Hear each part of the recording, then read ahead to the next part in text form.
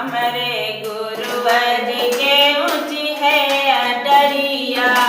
हमरे गुरुवर के ऊंची है अटरिया। हमरे गुरुवर के ऊंची है अटरिया।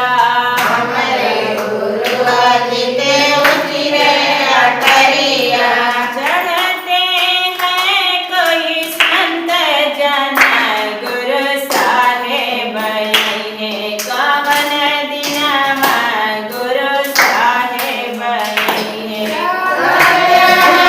कोई संत जना गुरु साहेब कवन दिनवा गुरु साहेब।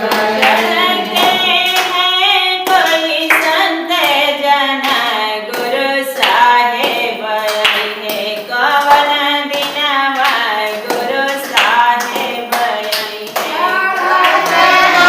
कोई संत जना गुरु साहेब कवन दिनवा गुरु साहेब कवन दिनवा। घर में दास की अर्जी गोसाई। धर्म दास की अर्जी गोसाई। घर में दास की अर्जी गोसाई। धर्म दास की अर्जी गोसाई। घर में दास की अर्जी गोसाई। धर्म दास की अर्जी गोसाई। निरखा परखद कुंदो नैना गुरु साहेब आई है कवन दिनवा गुरु साहेब आई है। खबर खुद को दो नैना गुरु साहेब कवन दिनवा गुरु साहेब। निरखा परखद कुंदो नैना गुरु साहेब आई है कवन दिनवा गुरु साहेब आई है। खबर खुद को दो नैना गुरु साहेब कवन दिनवा गुरु साहेब।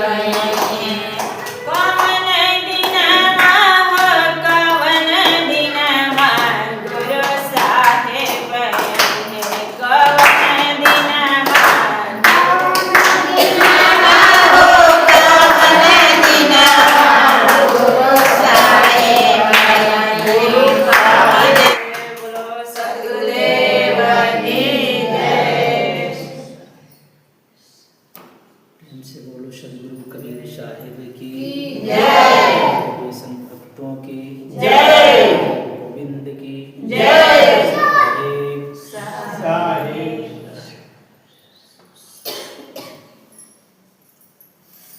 आप लोगों की नवरात्रि भी निकट आ गई है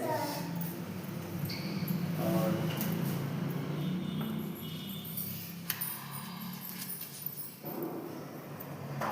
पूनम 2 तारीख को होगा। और कल मैं सत्संग में बताया था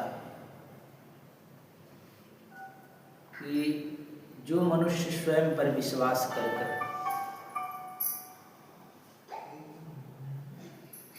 मोबाइल बंद कर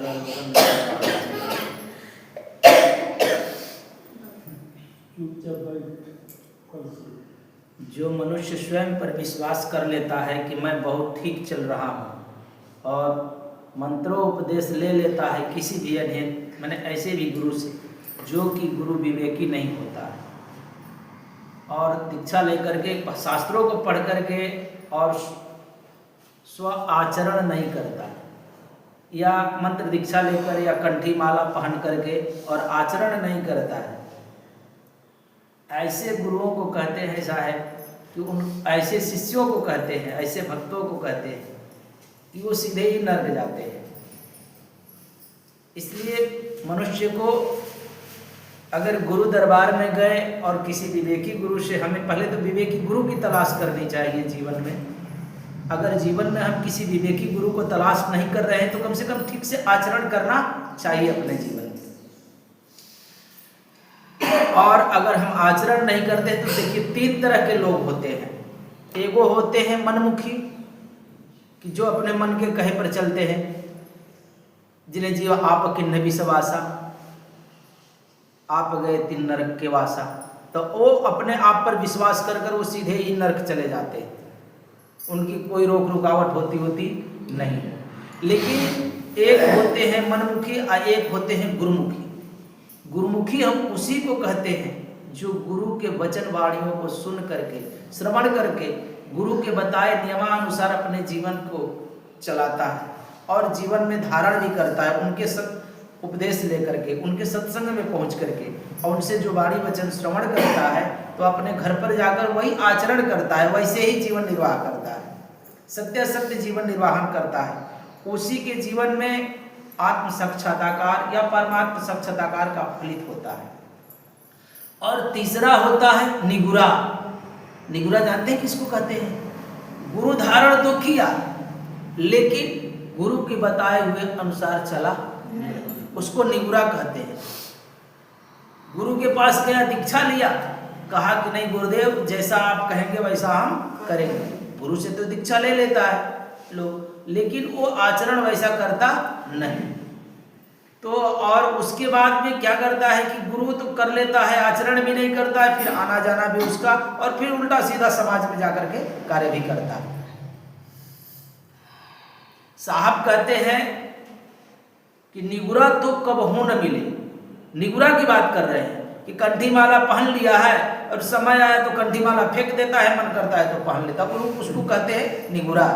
मन करता है तो पहुंचे, मन नहीं मन किया तो नहीं पहुंचा, मन किया तो आचरण किया, देखा कि कोई नहीं है तो फिर उल्टा सीधा भी अपना कर ले, तो उसको निगुरा कहते हैं। तो साहब कहते हैं कि निगुरा तो कबहू न मिले, पापी मिले हजार। कहते हैं कि हजारों पाप करने वाला व्यक्ति मिले तो भी कोई बात नहीं है, उसका कल्याण हो सकता है, लेकिन निगुरा के निकट तो कभी भी नहीं जाना चाहिए। कहते कि निगुरा तो कबहू न मिले, पापी मिले हो जा, एक निगुरा के सिर पर कोटिन पाप के भार। कहते हैं कि कोटिन यानी करोड़ों, पूरी ब्रह्मांड का पाप का भार उसी के सर पर जाता है, किसी और के ऊपर नहीं जाता, उस निगुरा के ऊपर जाता है। और निगुरा वही व्यक्ति होता है जो गुरु निंदा भी करते रहता है अपने मुख से और ना जाने उल्टा सीधा कार्य भी करते रहता है अपने जीवन में, उसको निगुरा हम कहते हैं। और गुरु से दीक्षा भी ले लेता है और गुरु के रास्ते पर चलता भी नहीं है। तो हमें अपने जीवन में किसी विवेकी गुरु के अगर निकट गए हैं तो हमें अगर उनसे कोई नियम संयम मिल गया है और सत्य रास्ते पर चलने का मार्ग मुझे मिला है तो मुझे अपने जीवन में क्या करना चाहिए? उस मार्ग को पकड़ करके चलना चाहिए और उस आत्मा की साक्षात्कार करना चाहिए, आत्मा और परमात्मा दोनों की। लेकिन साहब कल ये भी बताए थे कि लोग होशियारी करते हैं पढ़ पढ़ करके, तो पंडित भूले पढ़िगुनी वेदा, आप अपन को जाने न भेदा। तो ये पढ़ पढ़ कर जो होशियारी करते हैं और उस भेद को, उस रहस्य को, उस मर्म को जो नहीं जानता है, कहते हैं वो लोग सभी नर्क जाते हैं। आज है आपकी 44 रमैनी, कल 43 रमैनी तक हो गया था, आज 44 रमैनी है। और इसमें आज साहब कहते हैं कि मनुष्यों को चाहिए कि सच्चे भेदी सदगुरु के शरण में जाकर के अगर मानव जीवन मिला है तो इस जीवन को पाकर के सच्चे संत और गुरु के पास जाकर के उस आत्मा और परमात्मा के भेद रहस्य को समझना चाहिए, उनके सत्संग में उपस्थित होकर के। साहब कहते हैं कि कबहु न भयो संग और शाथा, ऐसे ही जन्म गवायो आछा। बहुरी न पहिहो ऐसो थाना, साधु संगति तुम नहीं पहचाना। अब तर हुई है नरक में वासा, निस्दिन बसे लबार के पासा।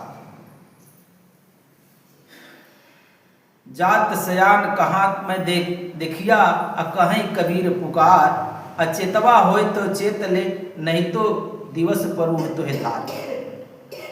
अब सदगुरु कबीर साहब इसमें कहते हैं कि कबहु न भयउ संग और साथा, ऐसे ही जन्म गवायो अच्छा।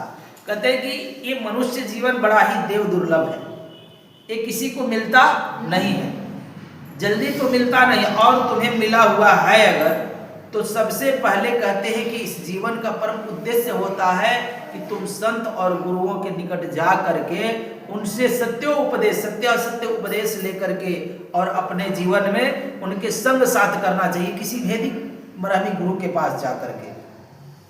अर्थात तुमने सभी सच्चे सद्गुरु तथा संत महात्माओं की संगति सदा करना चाहिए और उनके सत्संग में पहुंचना चाहिए। उसमें साहब कहते हैं कि तुम्हारी बुद्धि के सद्विचार संयुक्त आत्मा तथा परमात्मा का ज्ञान को भी तुम्हें प्राप्त करने के लिए मानव जीवन मिला है। मानव जीवन और ये कुछ करने के लिए नहीं मिला है, बल्कि इसलिए मिला है मनुष्य जीवन कि तुम संत महात्मा और गुरुओं के निकट पहुंच करके सत्योपदेश ले करके उनसे और आत्मा और परमात्मा का साक्षात्कार करने के लिए। क्योंकि अगर तुम ये मूल जीवन है, ये मनुष्य जीवन 84 लाख योनियों में श्रेष्ठ जीवन है, अगर इस जीवन को तुम चुक जाते हो, खो देते हो, तो बहुरी न पई हो ऐसो थाना। कहते हैं कि पुनः तुमको ये दोबारा शरीर नहीं मिलने वाला, ये बार बार नहीं मिलता है। ईश्वर की बहुत बड़ी कृपा होती है तब ये जाकर के ये तुम्हें मानव जीवन मिलता है।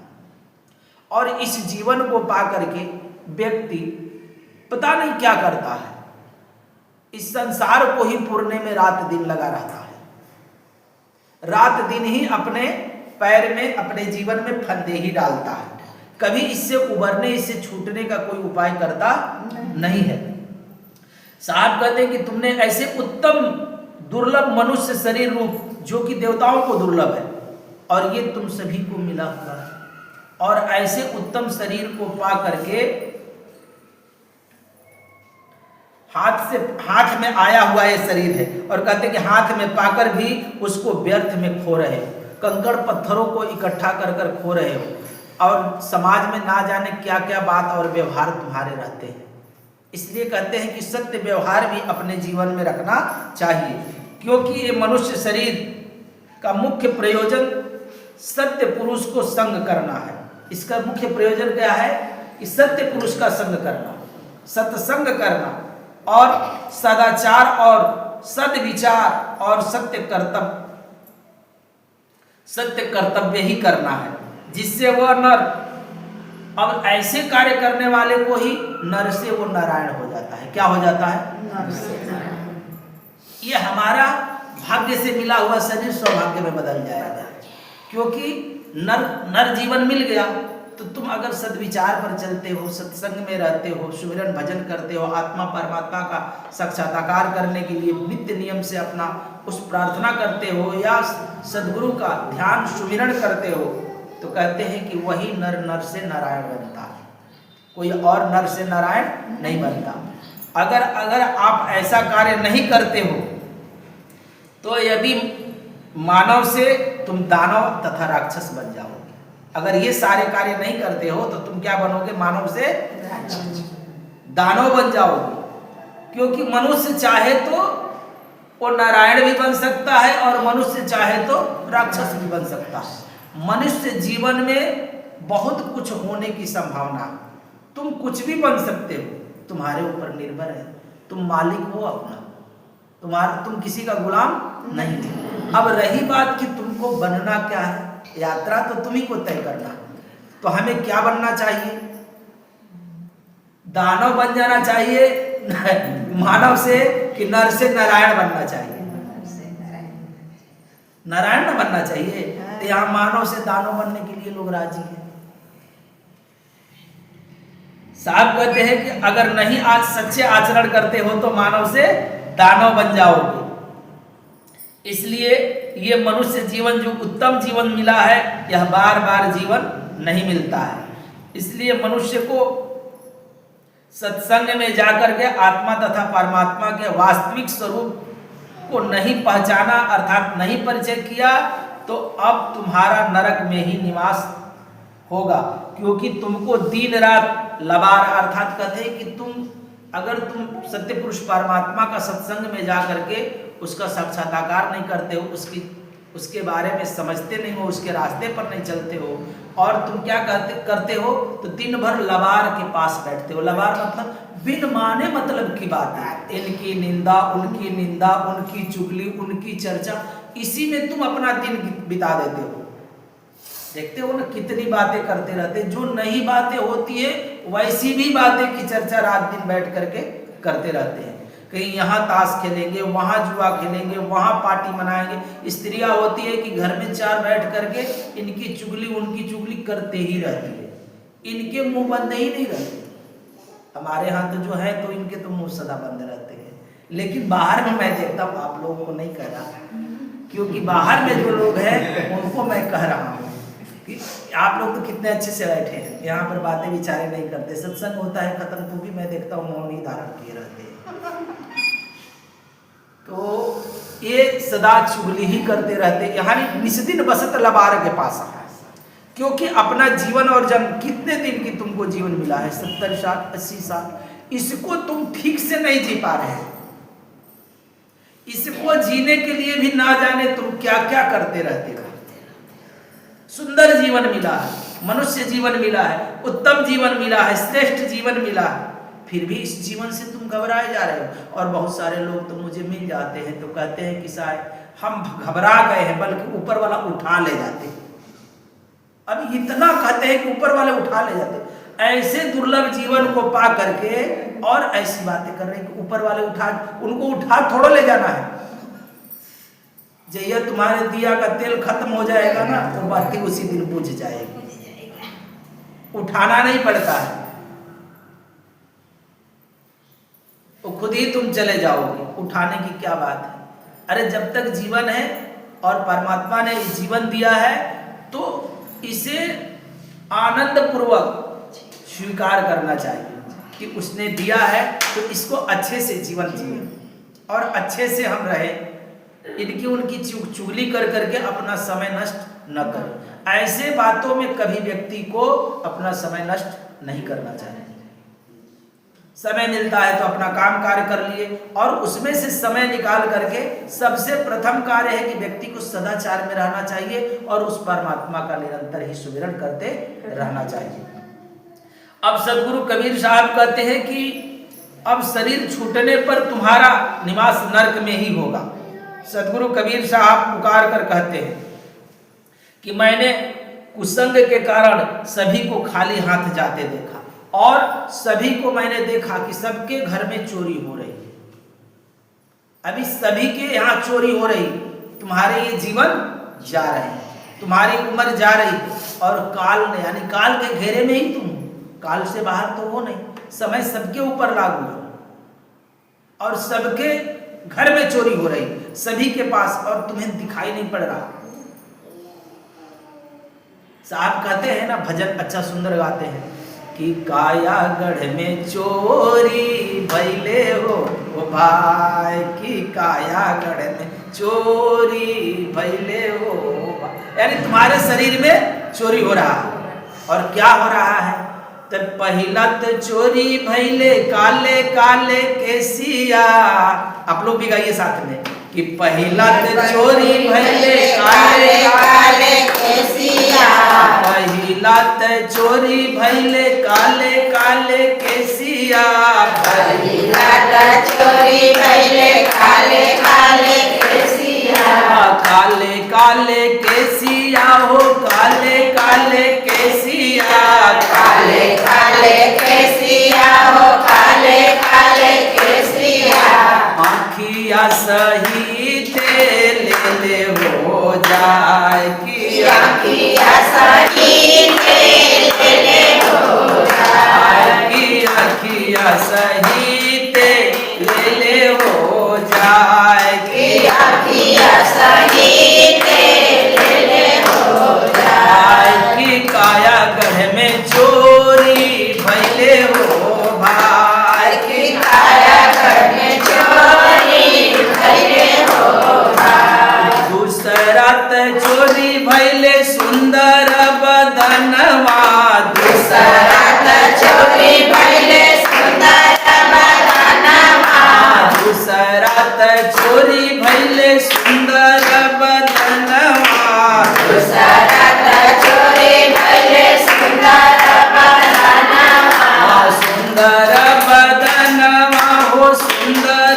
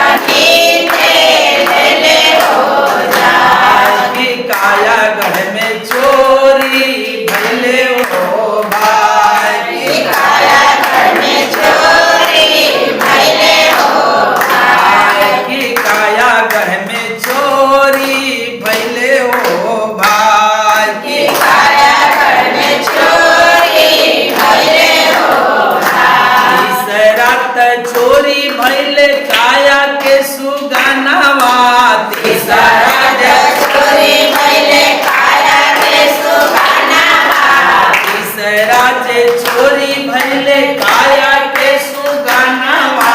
तीसरा जे चोरी भइले काया के सुगनवा। काया के सुगनवा हो काया के सुगनवा। काया के सुगनवा हो काया के सुगनवा। सब धन ठगले ले हो जा कि सब धन ठगले ले हो जाए। कि सब धन ठगले ले हो जाए। कि सब धन ठगले ले हो जाए। कि काया गढ़ में चोरी भइले हो भाई। कि काया गढ़ में चोरी भइले हो भाई। हमारे जीवन में इतनी चोरियां लगी है। कहते हैं कि तुम जीवन पाए हो और जीवन को अगर संभालते नहीं हो तो दिन प्रतिदिन ये चोरी हो रही है। सबसे पहले देखते हैं का यानी केस सफेद होने लगते हैं। आप लोग सोचते होंगे कि हमारे घर में चोरी नहीं हो रहा है, तो देखिए कितने लोगों को यहाँ भी चोरी हो गई, हमारी तो ऐसे ही चोरी हो गई। तो सभी लोगों की चोरी हो रही है और बाल तो सफेद होते हैं, साथ में आंख भी अंधे होने लगते हैं। आंख की भी रोशनी लेकर जाने लगता है वो, धीरे धीरे समय के अनुसार तुम्हारे आंख की रोशनी चली जाती है। तुम जिस शरीर के ऊपर गुमान करते हो, अहंकार रखते हो, अभिमान करते हो कि मेरा शरीर बड़ा सुंदर है, मैं अभी यंग हूं, मैं बड़ी ताकतवर हूं, मुझसे मेरे जैसा कौन है, तो कहते हैं कि दिन पर दिन देखते हो इस शरीर में तुम्हारी झुर्रियां पड़ रही हैं। ये सुंदर तुम्हारा जो चेहरा है इसे भी ढाल देता है और इसको शरीर में पूरे सिकुड़न आ जाते हैं। बुढ़ापे में देखते हो, युवा रहते हो तो कितने सुंदर दिखाई पड़ते हो, लेकिन इस शरीर की सुंदरता भी वो लेकर चला जाता है। और शरीर के साथ साथ में कान बहरे भी होने लगते हैं उम्र लगने पर। कान से सुनाई नहीं पड़ता है, आंख से दिखाई नहीं पड़ता है, केस भी चोरी कर लेते। लेकिन यहाँ पर मनुष्य भी बहुत ही चालाक है, बहुत चालाक है। कहते हैं बाल सफेद कर दिए तो हम डाई लगाकर मार लेंगे, काला के काला पड़ेगा, एकदम चकाचक दिखाई पड़ेगा। आंख की रोशनी ले लिया तो देखते हैं, चश्मा लगा लिया, कहा कि हम अच्छे वाले चश्मा लगा ले, दूरबीन की व्यवस्था कर लिया, लेकिन चोरी होते ही रहती है। तुम कितना भी उपाय कर लो, कहते हैं कि ये चोरी रुकने वाली नहीं। जब शरीर की पूरी चोरी कर लेता है तो देखते हो ठेहुना दर्द करने लगता, कमर दर्द करने लगता, फिर ना जाने कितनी बीमारियां पकड़ लेती है, बुढ़ापा आ जाता है, फिर चलने उठने बैठने में भी तकलीफ होने लगता है। कहते हैं कि दिन प्रतिदिन वह काल ने तुम्हारे घर में डाका डाल रहा है। सतगुरु कबीर साहब ऐसे कहते हैं। अब कहते हैं कि अंततोगत्वा जब तुम नहीं मानते हो, इतनी सारी उपाय करके रखे हो, तो तुम्हारे भीतर रहने वाला जो जीवात्मा है लास्ट में उसकी वो पकड़ करके चोरी कर ले जाता है। और शरीर से ही तुम्हारे पूरे धन दौलत का नाता जुड़ा है। जो कुछ भी जगह जमीन घर मकान बंगला गाड़ी जो भी तुम्हारा है वो सब शरीर पर ही निर्धारित है। तो ये श्वासारूपी धन तुम्हारा चोरी कर कर ले गया। एक एक श्वास प्रतिदिन एक एक क्षण चोरी कर रहा है।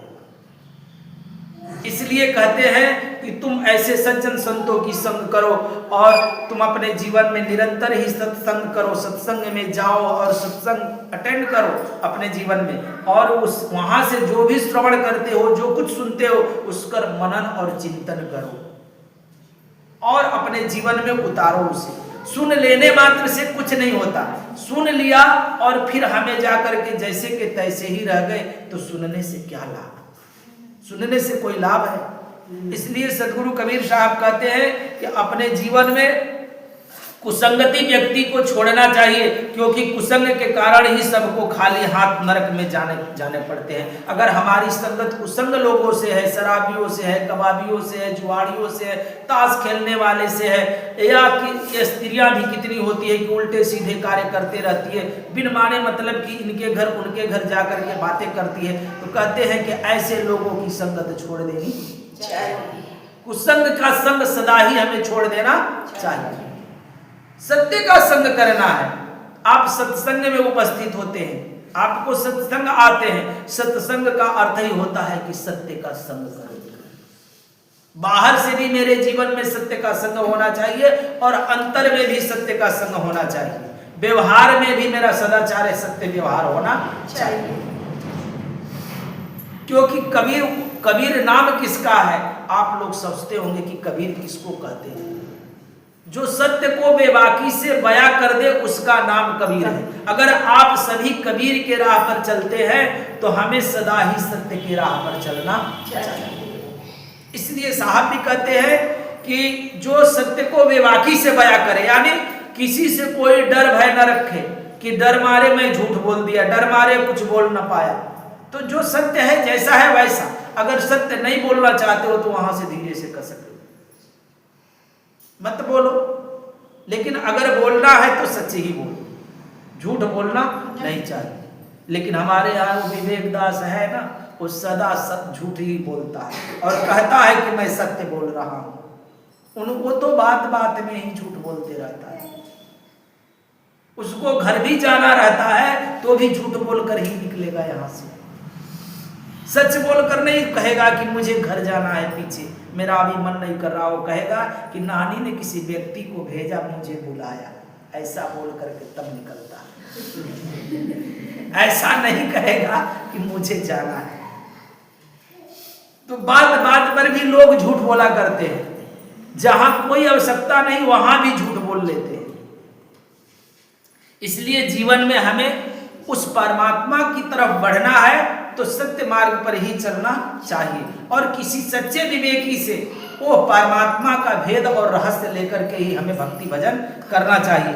साहेब कहते हैं कि मनुष्य सत्संग तथा सत्यासत्य विचार आदि ज्ञान के साधन नहीं कर सके और सच्चे भेदी सदगुरु के शरण में जाकर जन्म मरण त्रिविध ताप बंधन से छूटने के लिए अपने आत्मस्वरूप और सत्य पुरुष परमात्मा के स्वरूप का परिचय साधन ज्ञान नहीं प्राप्त कर सके, ऐसे लोग शरीर छूटने पर खाली हाथ से गए और जाते भी हैं। कहते हैं कि इस संसार में अगर वो सत्य पुरुष परमात्मा की प्राप्ति करने का कोई उपाय नहीं किया तो इस जगत से व्यक्ति खाली हाथ ही जाता है। इसलिए अभी इस मानव शरीर के अतिरिक्त काल में, अस्तित्व काल में ही कहते हैं कि अगर तुम्हें सत्य संगति करना है तो ये जीवन रहते ही उस आत्मा और परमात्मा का साक्षात्कार कर लेना चाहिए।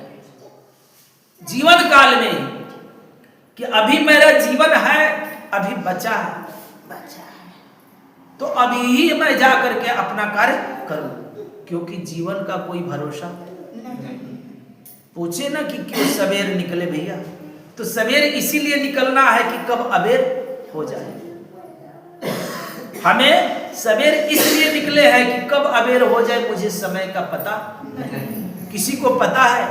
इसलिए जितना जल्द हो सके व्यक्ति को अपने अंदर ये जिज्ञासा और उसके अंदर उत्सुकता होनी चाहिए कि मुझे भी अपने जीवन में उस परमात्मा को उपलब्ध कर लेना, ये उत्सुकता होनी चाहिए। लेकिन हमारे भीतर कैसी उत्सुकता है कि ये घर नहीं बना है वो घर बना लेना चाहिए, वो जमीन नहीं खरीदे है कर्जा महाजन लेकर वो जमीन खरीद लेना है, ये गैया भैंसी नहीं किए ये कर लेना।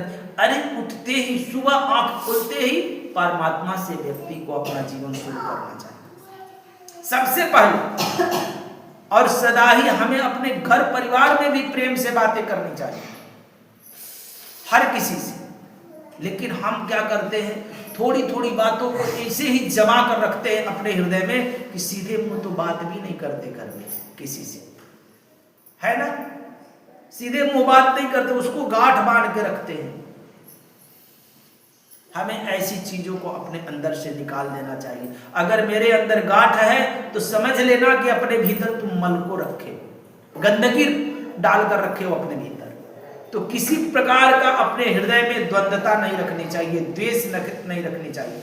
और ये सब जब तुम छोड़ते हो, जब इसका परित्याग करते हो, किसी के भी प्रति द्वेष नहीं रखना चाहिए, न गांठ बांध कर रखना चाहिए और ना ही अहंकार बस अभिमान में रहना चाहिए।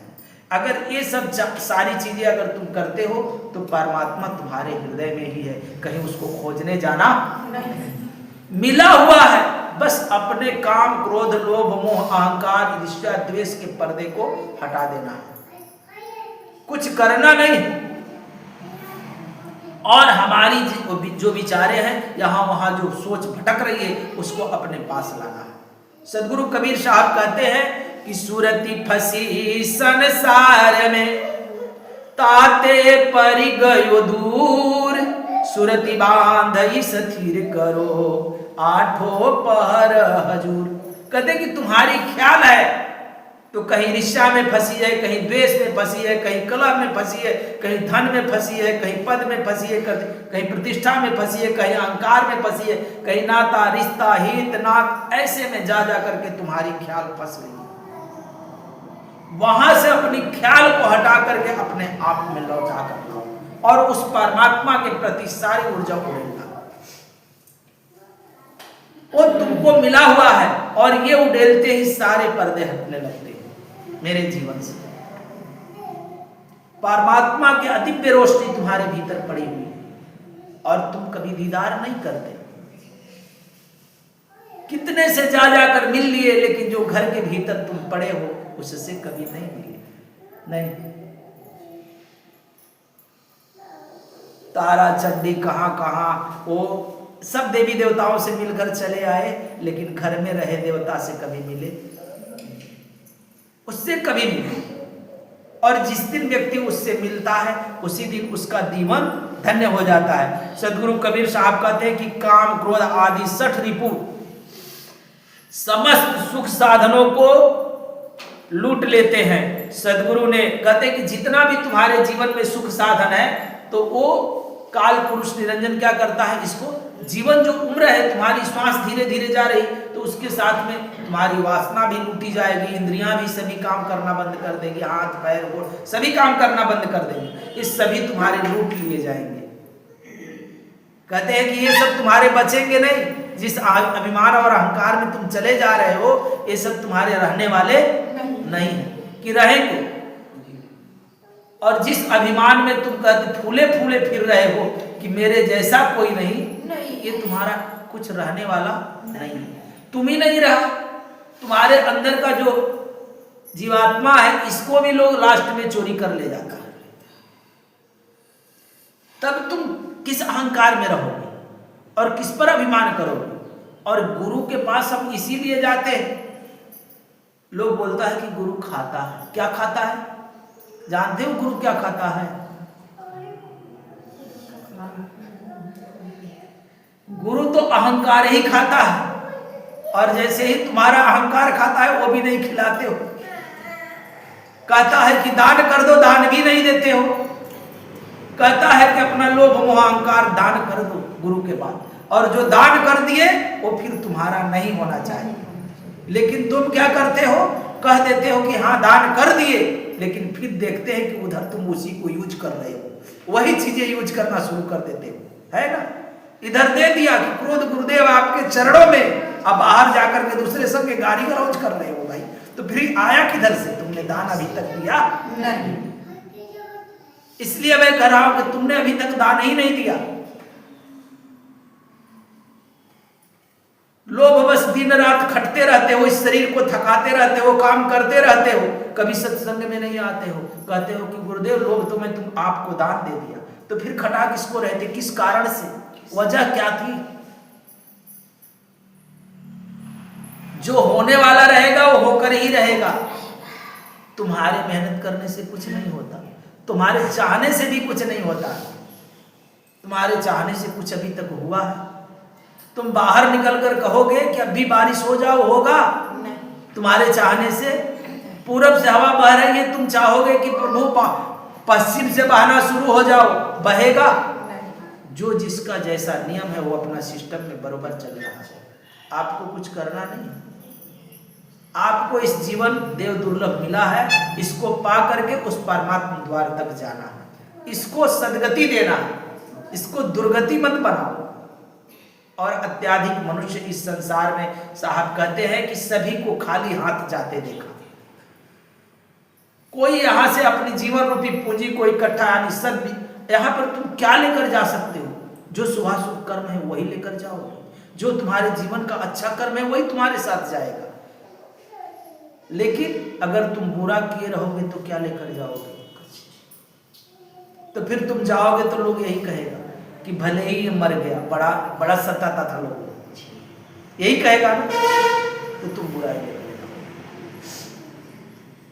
इसलिए सदगुरु कबीर साहब कहते हैं कि काम क्रोध सठ रिपु सुख साधनों को लूट लेता है। सदगुरु ने पहले भी बता चुके हैं कि सदगुरु के मार्गदर्शन के बिना केवल इधर उधर का ज्ञान पढ़ लेने से कुछ होता नहीं है, लेकिन जो सदगुरु से ज्ञान मिलता है वही हमें उस परमात्मा लोक तक पहुंचाता है। किंतु असंगत ज्ञान से नरक में ही स्थान मिलता है। कहते हैं कि अगर हम असंगत करते हैं, किसी विवेकी गुरु के शरण में नहीं जाते हैं और इधर उधर देखते हैं भेड़ की तरह हर जगह लोग तीर्थ व्रत उपासना में ही वहीं चले जाते हैं, तो कहते हैं कि वो सब संगति यानी कुसंगति कहते हैं। संगत एक ही है सत्य का संग, उसके अलावा कोई संग नहीं। उसके अलावा अगर कोई संगत हम करते हैं तो नरक के द्वार तक ही ले जाता है। इसलिए कहा जाता है कि एक ही शब्द गुरुदेव का ताबे अनंत विचार। उनके एक पथ का रास्ता पकड़ लिया तो उसमें ही सब कुछ आ जाता है। एक भी शब्द गुरुदेव को अपने जीवन में धारण कर लिया तो उसमें से तुम उघारते जाओगे तो रास्ता मिलते जाएगा, लेकिन हम कोई शब्द अपने जीवन में उतारते नहीं है। इसलिए सदगुरु कबीर साहब कहते हैं कि ये अमूल्य मानव जीवन रूपी असार हाथ से खो बैठते हो। कहते हैं कि जो मूल्यवान जीवन अमूल्य है, यानी कह रहे हैं अमूल्य का मतलब यही होता है कि तुम किसी मूल्य से इसे पा नहीं सकते, यानी कोई कीमत दे करके इसे तुम ले नहीं सकते हो कि ले सकते हो। कोई भी कीमत देकर ये जीवन तुम पा सकते हो पुनः? कि अभी मैं वृद्धा हो गया, मैं अपनी जगह जमीन जायदाद, भैया हम आपको डॉक्टर साहब लिख रहे हैं फिर से मुझको 16 साल में कर दीजिए, आ जाएगा? कहते हैं कि ये जीवन तुम्हारा जो चुक गया ना वो फिर लौट कर आएगा नहीं। इसलिए हमें अपने जीवन में जो शेष जीवन बचा है इसको भी तो तुम संभालो। अजहू तोरा सब मिटे जो जग मानत हा। सदगुरु कबीर साहब कहते हैं कि अगर आज ही समझ गए, आज ही समझ गए तो आज ही तुम सियाने।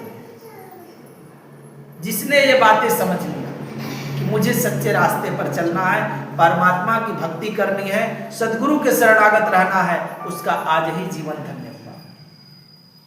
इसलिए साहब कहते हैं कि यह तुम्हारा दुर्भाग्य है कि तुमने सत्संग की महिमा को नहीं पहचाना।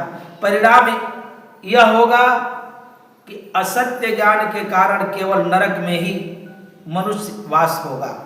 क्योंकि जिनको सत्य का ज्ञान नहीं हुआ उनको कहाँ वास होगा? तो कहते हैं कि नरक में ही तुम्हारा वास होगा, क्योंकि तुम दिन रात झूठे के पास रहते हो। कहते हैं कि सत्य का संग छोड़ करके दिन रात झूठे लोगों के पास बैठते हो, जहाँ इनकी उनकी चर्चाएं होती हैं। अच्छा, तुम वहां बैठते हो जहां कथा होती हो, जहां राम कथा, कृष्ण कथा, महाभारत, ये सब कथा का। परमात्मा की सत्संग में यानी सत्य की सत्संग में तुम नहीं बैठते हो, सच्चे भेदी की। जहां झूठा ग्रंथ पढ़ाया जा रहा, झूठी रास्ता चलाई जा रही, उनके संगत में तुम रात दिन बैठते हो। कहते हैं निस्दिन बसत लबार के पास। इसलिए साहब कह रहे हैं और कहते हैं कि सच्चे साधु संतों का संगत न करके मिथ्याचारी, मिथ्यावादी और इधर उधर की बातें सुन करके ज्ञानाभिमानी लोगों के, कहते हैं कि ज्ञानाभिमानी जिनको ज्ञान का अभिमान है, जो पुस्तकों को जिनके ज्ञान है, किस चीज का ज्ञान है? यानी किताबों का ज्ञान लेकर के वो घूम रहे हैं और बहुत बकवास कर रहे हैं, उनके संग तुम रहते हो। इसलिए कहते हैं कि ज्ञानाभिमानी लोगों की संगति करते हो। अतएव सदगुरु कबीर साहब पुकार कर कहते हैं कि मैं संसार में सभी मानव जीवों को प्रायः अधोगति अर्थात पतन की ओर जाते हुए देख रहा हूं। कहते हैं कि हम हर मनुष्यों को पतन की तरफ जाते हुए देख रहा हूं। यदि तुमको अपने सद्गति तथा मोक्ष कल्याण की जिज्ञासा ही, तो तुम शीघ्रता से होशियार अर्थात सचेत होकर के संभल जाओ, क्योंकि कुछ दिनों में युवा अवस्था के पश्चात वृद्धावस्था आ रही है। कहते हैं कि जो तुम्हारी ये युवा अवस्था है, इसके बाद तुम्हारी वृद्धावस्था आएगी। इसी उम्र में तुम चेत जाओ, नहीं तो तुम पुस्तक पढ़ करके तुम अपने को ज्ञानी समझ रहे हो तो ये ज्ञान तुम्हारा वहां पहुंचेगा नहीं, क्योंकि अंतर का ज्ञान चाहिए। बाहर के ज्ञान से तुम्हें कुछ होने वाला नहीं है। बाहर की ज्ञान हम इसलिए पाते हैं ताकि उस हिसाब से चलकर अंतर का ज्ञान को उपलब्ध कर ले।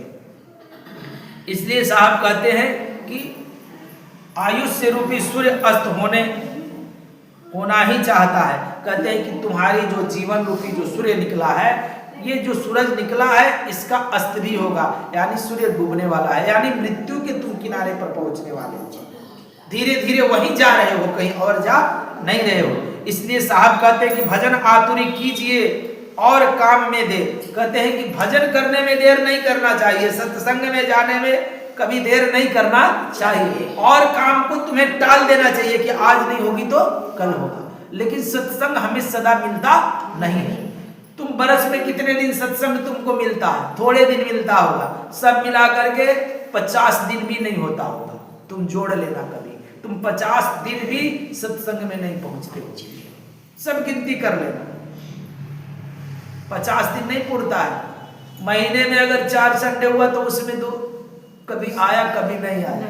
महीने में 1-2 दिन आते हो तो अगर तुम जोड़ोगे तो साल का कितने दिन तुम आए? 12 महीने में एक भी दिन है, जो एको भी दिन नहीं आता है। जो कहता है कि हम साल में इक्के बारी भंडारा में पहुंचते हैं, शायद सारा टांग लेते हैं, तो कहता है कि सारा टांग लेते हैं। अभी बताओ, महीने में 1 दिन पहुंच करके सारा टांग लेते हो, तो महीने में 1 दिन तुम खा क्यों नहीं लेते हो? तुम्हारा कोटेशन पूरा हो जाएगा।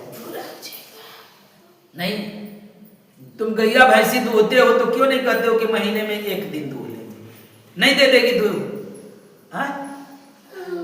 दूध नहीं दे देगी?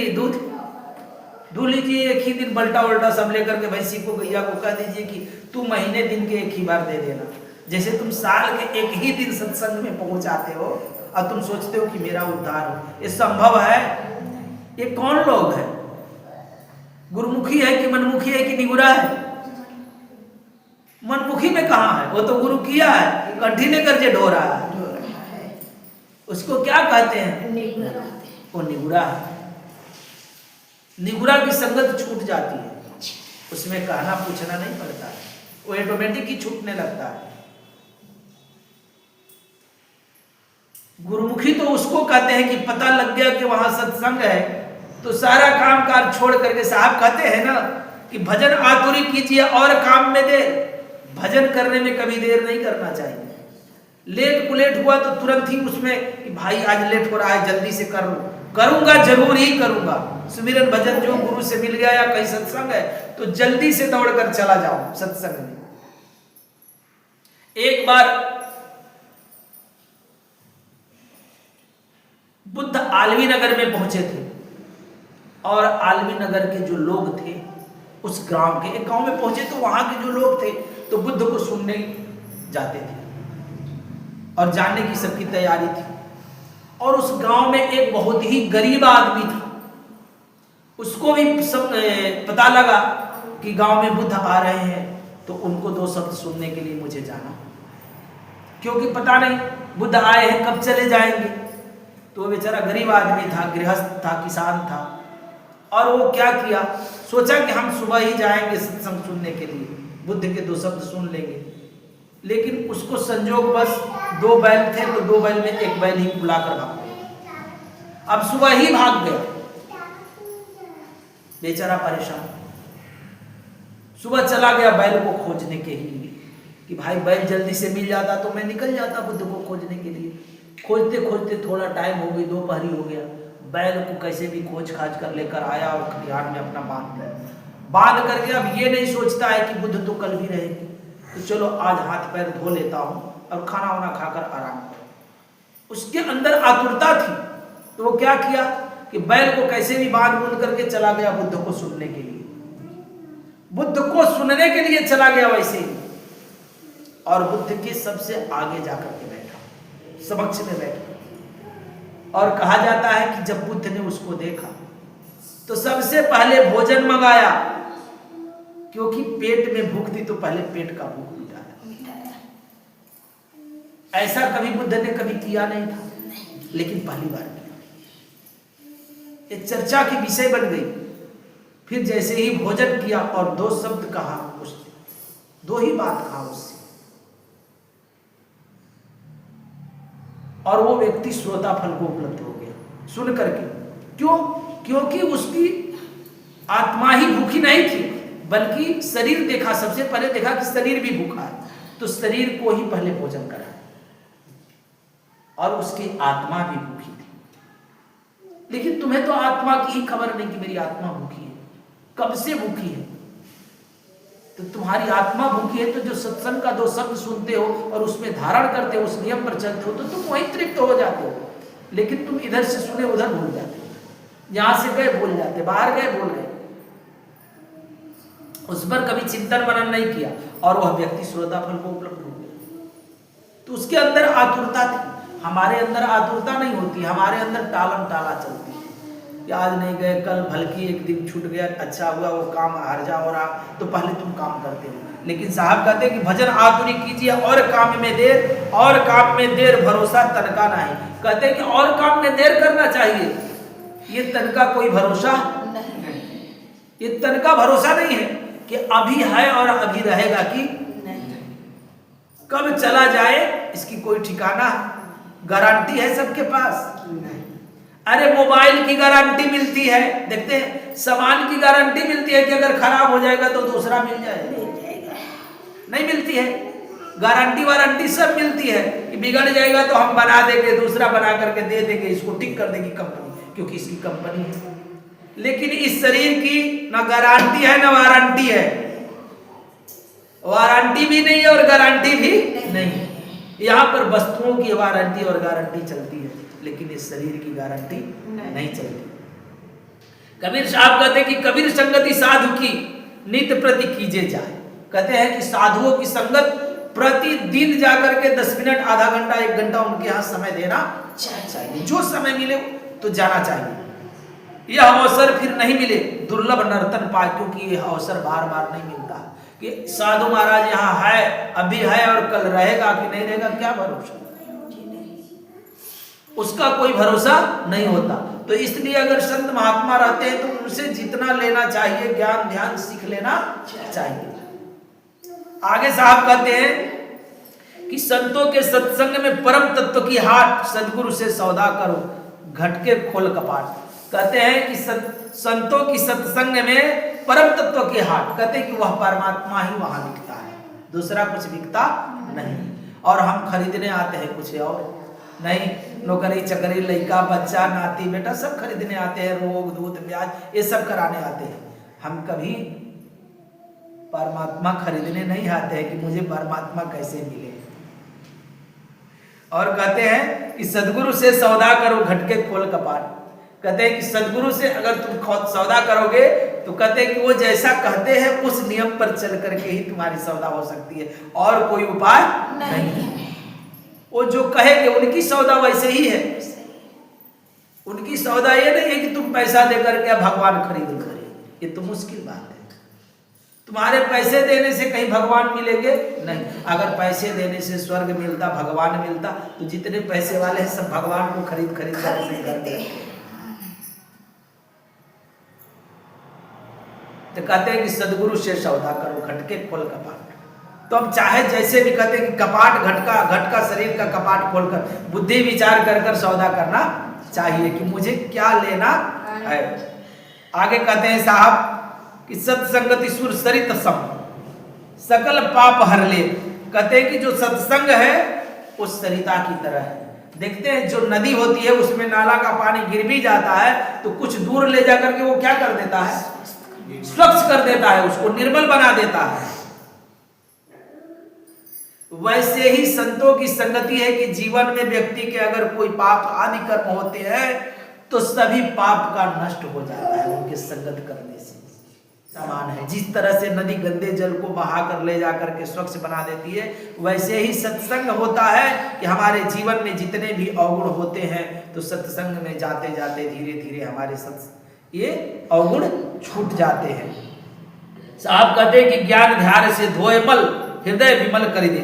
कहते हैं कि वो अपने ज्ञान से तुम्हारे अंतःकरण के मैल को धो देते हैं और हृदय सदा निर्मल हो जाता है और विमल हो जाता है। इसलिए हमें प्रतिदिन सत्संग में जाकर के सत्संग श्रवण करना चाहिए।